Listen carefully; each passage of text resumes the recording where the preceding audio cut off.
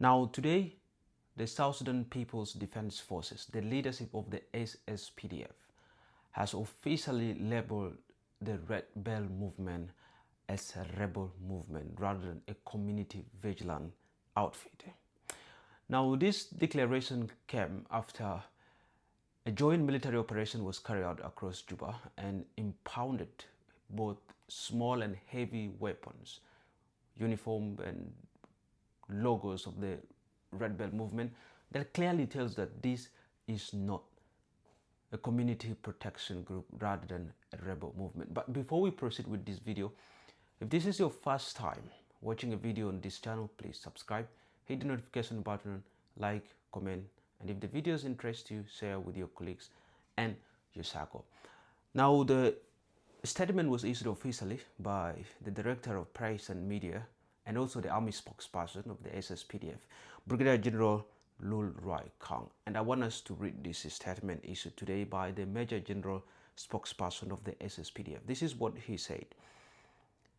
SSPDF Chief of Defense Forces declares Red Bell movement as a rebel group.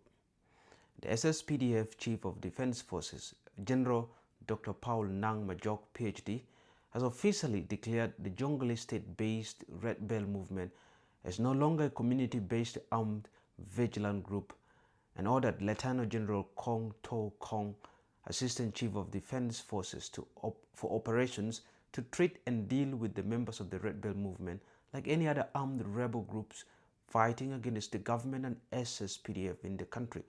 The labeling came after a cache of both heavy and small armed uniforms charms were impounded in a white van during the recently concluded disarmament exercise conducted by Joint Security Forces in Juba.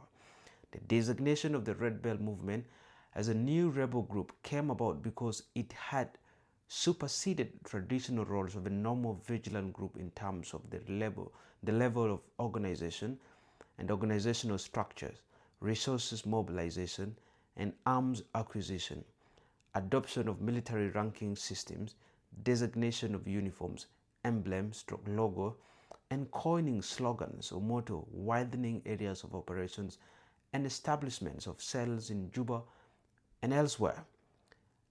The aforementioned characteristics, among others, are crystal clear hallmarks of a rebel movement with political objectives. In line of the above descriptions and in execution of orders issued by SSPDF Chief of Defense Forces, SSPDF spokesman would like to inform own ranks